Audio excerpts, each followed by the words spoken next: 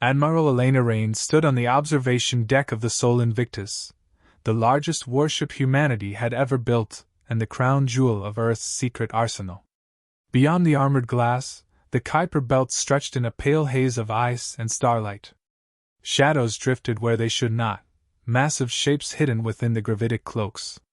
A fleet born in silence, kept from history, waiting for the day when its existence could no longer remain a secret. She let her eyes trace the silhouettes. Dreadnoughts longer than cities.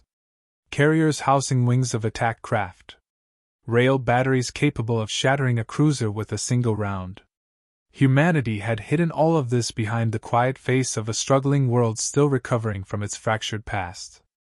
To the Galactic Council, Earth was a minor system, useful only for resources and easily contained. That was the illusion humanity had cultivated for centuries, and Rain had been trained to ensure it endured, until the right moment. Her wristcom chimed. "Admiral, the Accord Council is assembled in Geneva. They request your presence." "On my way," she said. She spared one last look at the silent armada. Soon, the galaxy would see them. Whether in fear or awe would depend on her next choices. The Geneva arcology spread across the Alps like a shining fortress of glass and steel.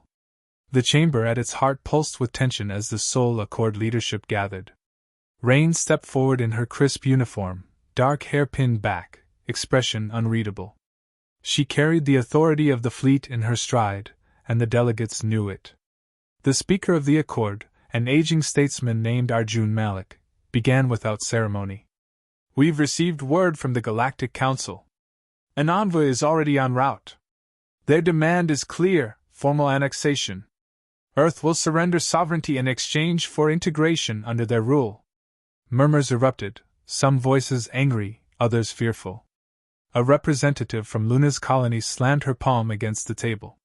"If we resist, they'll wipe us out. We've seen what happened to the Oriani when they tried. Their worlds were burned." Rain's voice cut through the noise. "The Oriani resisted alone. We are not alone, we have the fleet." Gasps, anger, disbelief. One delegate narrowed his eyes. "You mean to reveal it? After all these years of secrecy?" Rain held his gaze. "Secrecy was survival. But survival means nothing if we trade freedom for it. The fleet exists for this moment." The chamber descended into argument. Some pleaded for caution, peace through submission. Others whispered of war, of a chance to rise. Rain stood silent amid the storm, her mind fixed on Callisto Station. She had been a young lieutenant when the Council's forces descended there. She remembered the screams, the sight of families dragged away to serve as indentured labor for the Veilith Dominion. That scar never healed. The chamber's doors opened. The delegation turned as the alien envoys entered. Tall, elegant, clad in flowing robes, their features sharp as if carved from glass. They carried themselves with the certainty of rulers who had never been challenged. The lead envoy inclined his head slightly, a gesture that managed to mimic courtesy while dripping with disdain. His voice was translated into flawless Terran standard. "People of Earth, the High Chancellor offers you a place within the order of civilization. Your submission guarantees survival. Refuse, and extinction follows. You have one cycle to decide. No debate, no compromise, just domination wrapped in silk." Rain stepped forward. "And if we refuse? What then?" The envoy's expression did not change. "Then you join the others who mistook themselves for equals." The chamber fell into heavy silence. Malik cleared his throat. "We will deliberate. Your message is received."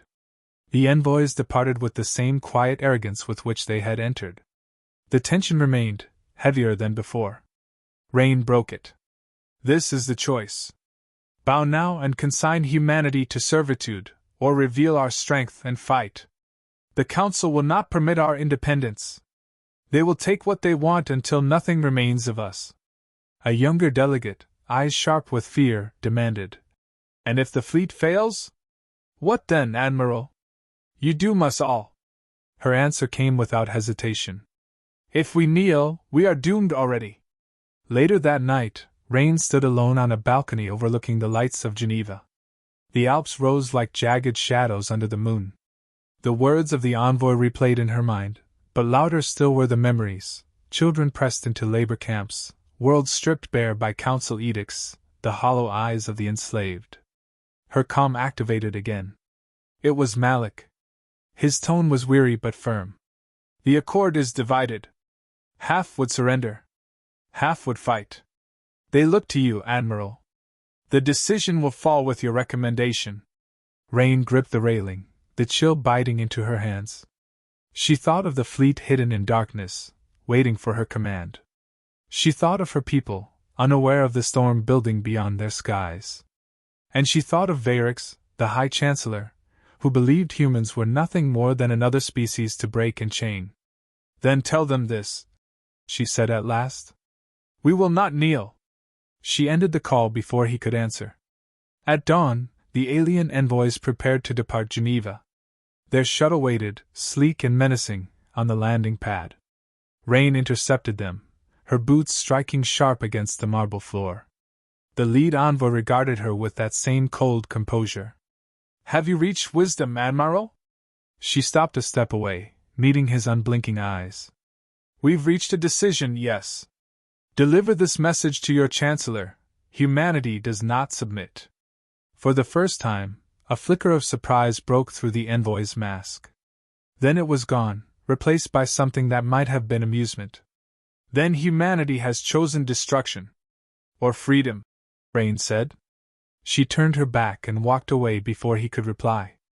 In the Kuiper Belt, cloaked ships stirred as orders pulsed through encrypted channels. Reactors warmed. Weapons unlocked. Crews who had trained in silence for years strapped into stations. The hidden fleet was waking. Admiral Rain watched from the bridge of the Sol Invictus as one by one the ships came alive. A silent storm gathering in the cold of deep space.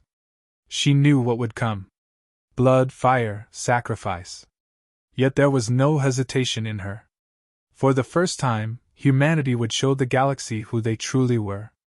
And for the first time, the Council would know fear.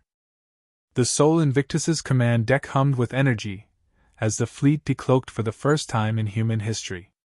Hulls gleamed in the pale light of distant Sol, weapons arrays extended like claws awakening from slumber. Across the Kuiper Belt, thousands of ships shimmered into visibility, frigates, cruisers, carriers, dreadnoughts, each one bristling with intent. On Earth, transmissions flooded the global net. People from New York to Nairobi stared at feeds showing the hidden armada. The lie of helplessness was gone. Humanity had never been weak. They had only been waiting.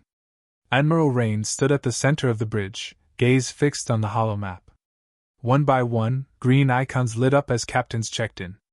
Her officers spoke in rapid exchanges, but beneath the routine was a current of awe.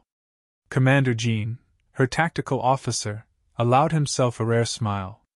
They're ready, Admiral. Years in shadow, and now, this. Rain's voice was steady. Then let's show them what it means to be free. In the Galactic capital, High Chancellor Varix watched the broadcast with narrowed eyes. Around him, alien delegates muttered in disbelief. The Vailutha's elder fleets had crushed rebellions for centuries without challenge. Yet here was Earth, a world dismissed as primitive, unveiling a force greater than most vassal states combined. They've hidden this, one delegate whispered. Varix silenced the chamber with a gesture. Arrogance. Let them parade their toys. A display does not win a war. We will respond in kind. Orders rippled outward. Battle groups were dispatched toward Sol, faster than light drives carrying the promise of annihilation. Varix leaned back, convinced that humanity had sealed its fate. On the Sol Invictus, the first enemy incursion appeared as a crimson pulse on the tactical display. A council scouting flotilla, fast interceptors supported by a cruiser, pierced the Oort fringe. Their intent was obvious: test human defenses, gauge strength. Rain studied the incoming formation. They expect hesitation. We'll give them clarity. Orders, Admiral? Jean asked. Ambush. Cold launch the Valkyrie wing. Keep main batteries silent until the flotilla is committed. Moments later, stealth bombers slipped free of their hangars, disappearing into the dark. Their engines ran near zero emission, shadows against shadows. The enemy cruisers advanced, confident, broadcasting demands of surrender on all channels. On the bridge, the voice of the alien commander crackled through translation. "Terrans, you flaunt stolen fire!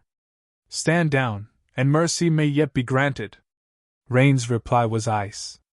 "Your mercy was never asked for." Her hand dropped. "Engage." From the void, the Valkyries struck. Torpedoes ignited in bursts of blue light, slamming into the enemy's flank. The cruiser shuddered, armor buckling under kinetic impacts. Before they could regroup, human frigates decloaked and opened fire. Rail slugs ripped through interceptors like paper, shattering them into silent wreckage. The alien flotilla fought back, energy lances slicing the dark, shields flaring against human strikes, but discipline told. Humanity's fleet moved as one, every vector calculated, every shot purposeful.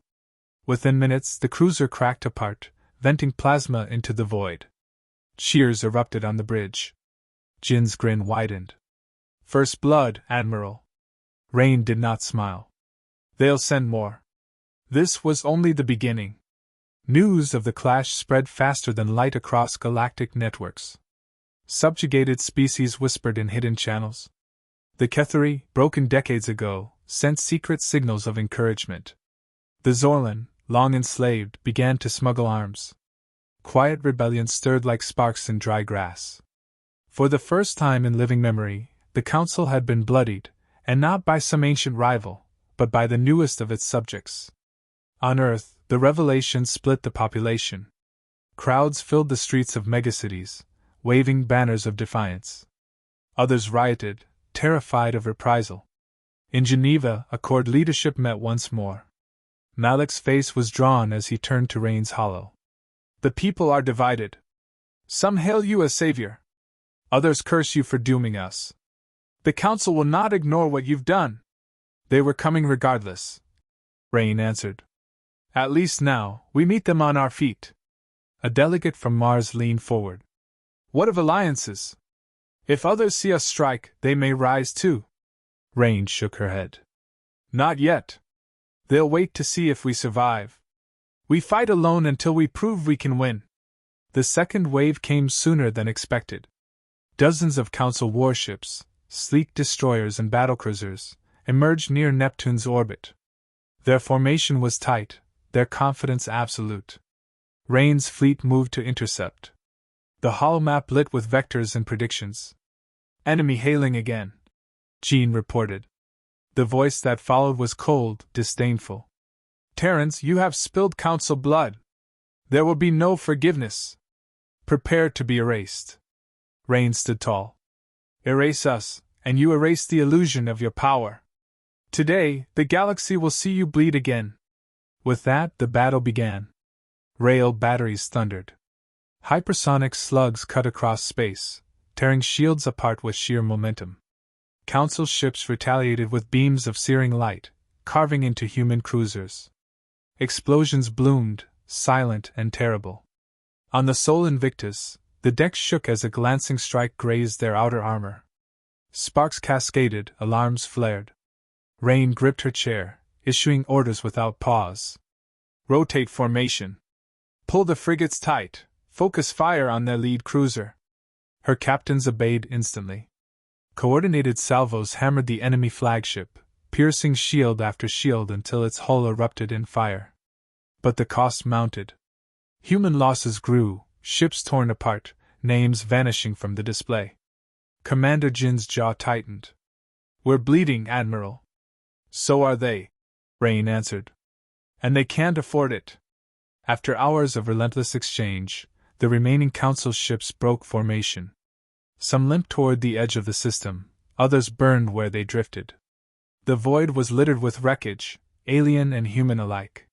The Invictus's bridge was silent except for the soft crackle of damaged systems. At last, Jean exhaled. "They're retreating." Rain's eyes remained on the holomap, watching the enemy scatter. "They'll be back. Next time with everything they have."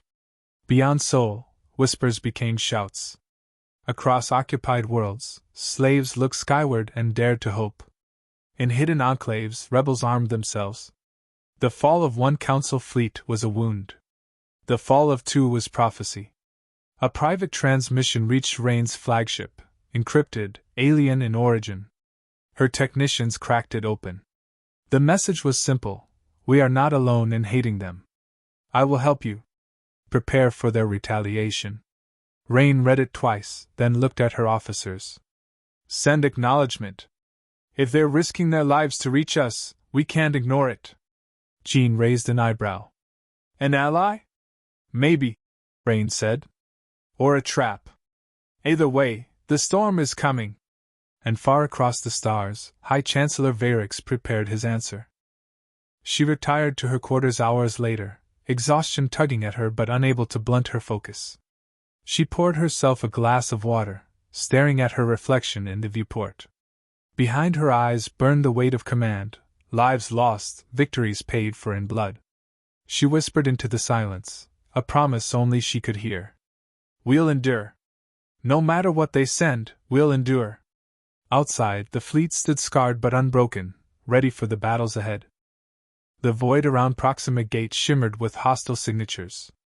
Crimson icons covered the Sol Invictus's tactical display. Hundreds of Council warships formed a wall of firepower, larger than any force humanity had faced. At the center loomed the flagship of High Chancellor Varix, its hull a fortress of black alloy bristling with weapons that had ended civilizations. Admiral Elena Rain stood on her bridge, calm despite the odds. Her fleet, battered from earlier battles, had regrouped. Dreadnoughts scarred but functional. Frigates fewer in number but eager for vengeance. Every officer understood the stakes. If they failed here, Earth would burn. Commander Jin's voice was low. We're outnumbered 3-1. Rain's gaze didn't leave the display. Then we'll fight like 10-1. The Chancellor's voice cut across open channels, cold and deliberate. Terrans, this is your last breath of defiance. You may yet surrender and serve, or you may die with your illusions of freedom. Rain answered without hesitation. We don't serve tyrants. We end them. Laughter echoed from the Council flagship, sharp and disdainful. Then come. Show me your storm. The fleets collided. Rail slugs roared from human dreadnoughts, tearing into the first Council line. Alien destroyers fired beams of coherent plasma, cutting across space in lines of white fire. Shields flared, ships shattered, debris drifted like burning constellations. Rain issued commands with surgical precision. Delta formation. Target their flanks. Keep heavy fire on the command ship. Human squadrons executed flawlessly, darting between enemy barrages, striking where shields weakened. Still, the enemy pressed, their numbers grinding forward. One by one, green icons vanished from the human display. Jean gritted his teeth. Losses mounting, Admiral. So are theirs, she said. Her voice was steady, but her heart clenched at each report. Every ship lost meant lives she had sworn to protect. Yet she could not falter. Then came the Chancellor himself. His flagship advanced, dwarfing those around it, weapons igniting in a storm of energy. One blast ripped through a human carrier, splitting it in two. Another disabled an entire squadron with a wave of ion fire. On the Invictus, the deck shook violently. Alarms screamed, lights flickered. Forward shields at 40%! A technician shouted. Keep us in the fight, Rain ordered. She opened a direct channel to the enemy flagship. Varix. Face me. If you claim to rule this galaxy, then prove it. Not with fleets, but with your will. There was a pause, then the Chancellor's voice returned, amused. You think yourself my equal? I think you're afraid the galaxy will see you bleed. For the first time, silence fell across the channel. Then softly, very well. You'll have my full attention. The flagship's batteries concentrated on the Invictus. Lances of energy hammered her shields, peeling them away layer by layer. Rain braced herself as the deck lurched under each impact. Admiral, if this continues, Jean began. She cut him off. Prepare the gravity well trap. His eyes widened. That'll tear us apart too. Rain's expression hardened. Better we burn with purpose than die as prey. The trap had been conceived years earlier, an experimental tactic never tested in battle. Using gravitic projectors, they would destabilize a dwarf star's outer shell near the gate, creating a collapse violent enough to drag anything caught nearby into oblivion. The risk was immense. But so was doing nothing. Signal the fleet, Rain ordered. Lure him in. The humans began a controlled retreat, bleeding just enough to appear broken. The Council forces pressed harder, believing victory near. Varix's flagship surged forward, determined to finish the kill personally. On the Invictus, systems strained. Fires broke out on the lower decks, medics rushing casualties through smoke-filled corridors. Rain felt the weight of every cry carried through comms. At last, the enemy flagship crossed the threshold. Now! Rain commanded. Gravitic projectors flared. The dwarf star nearby shuddered as its balance collapsed. Space warped, dragging everything toward its core. Alarms screamed on both fleets. Council ships scattered, but Varix's flagship, caught at the center, struggled against the pull. Engines roared, shields overloaded. On the view screen, Rain saw the impossible, the Chancellor's fortress of a ship bending under forces it could not resist. Varix's voice returned, no longer calm but enraged. You dare! Rain whispered. This is for Callisto. For every world you broke. The flagship stretched, tore, and exploded in a storm of fire. The shock rippled across the battlefield. Leaderless, the Council fleet faltered. Human ships rallied, striking with renewed fury. One by one, the crimson icons winked out as the enemy broke and fled. Cheers erupted across the Invictus bridge. Jean slammed a fist on the console, triumphant. The Chancellor is gone! Rain allowed herself one breath of relief. Transmit to all channels. Let the galaxy know. Her voice echoed across the stars. This is Admiral Elena Rain of Earth. The High Chancellor is dead. The Council's fleet is broken. Their reign of fear ends today. To every world still bound by chains, rise. You are free. Across occupied systems, the effect was instant. Slaves seized weapons. Rebels struck. Entire sectors erupted in revolt. The empire that had lasted millennia fractured within hours. Silence settled on the bridge after the transmissions ended. Officers slumped in exhaustion, some with tears, some with laughter. Yet Rain stood straight, eyes on the display of scattered debris. Jean turned to her quietly. We did it. The Council's finished. She shook her head slightly. No. We only ended one war. The galaxy is watching us now. They'll fear us. Some will hate us. But we'll endure. He managed a weary smile. And if they come? Rain finally allowed the smallest smile. Then they'll learn what the Council just did. Hours later, she stood alone in her quarters, watching the stars beyond Proxima Gate. She thought of the lives lost, the families left behind, the price of freedom. Victory had not erased the cost, but it had given meaning to it. She raised a glass of water in quiet salute. For them. For all of us. Outside, humanity's fleet regrouped. Scarred, fewer in number, but unbroken. They had not merely survived, they had changed the galaxy. The day Earth's fleet appeared, the Council's rule ended. And nothing in the stars would ever be the same again.